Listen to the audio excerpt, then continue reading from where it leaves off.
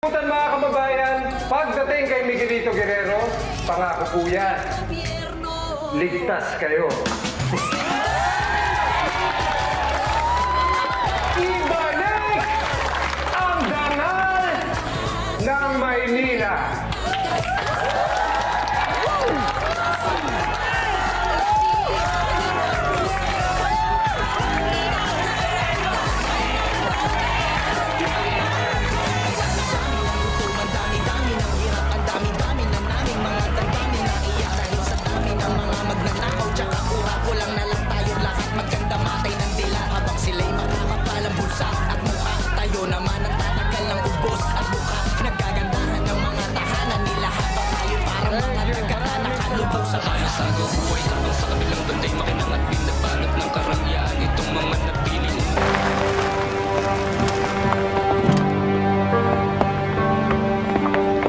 Abad, gusto ko mapadeploy ka ng maraming pulis sa San Dimas.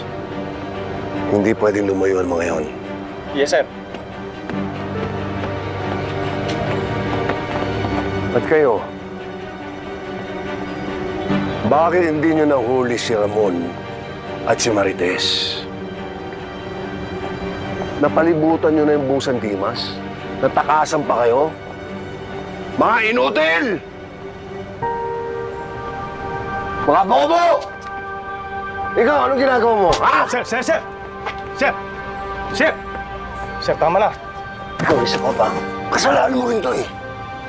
Kung hindi nakataas si Don Julio, ay kung nahuli mo si Tangol, hindi mangyayari to. Walang utang mga pulis dito. Eh, sino bang hepe namin? Sir mo? Magandang umaga po, Mayor. Ponggay, kanina pa kita hinahanap. Kumain tayo. Saan ka galing? Sionep, ano ginagawa mo doon kanina? Narinig mo yung pinag-uusapan namin? Hindi po, Mayor. May mga pinasa lang po ako mga papeles. I asked you, what's your name? Paula Garcia. Rango mo? Patrolwoman po. Alam mo, Jason, pwede to eh. Pwede. Saan po? Naghahanap kasi ako ng close-in security.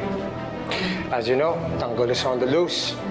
Kailangan namin maghigpit ng security sa mayor's office.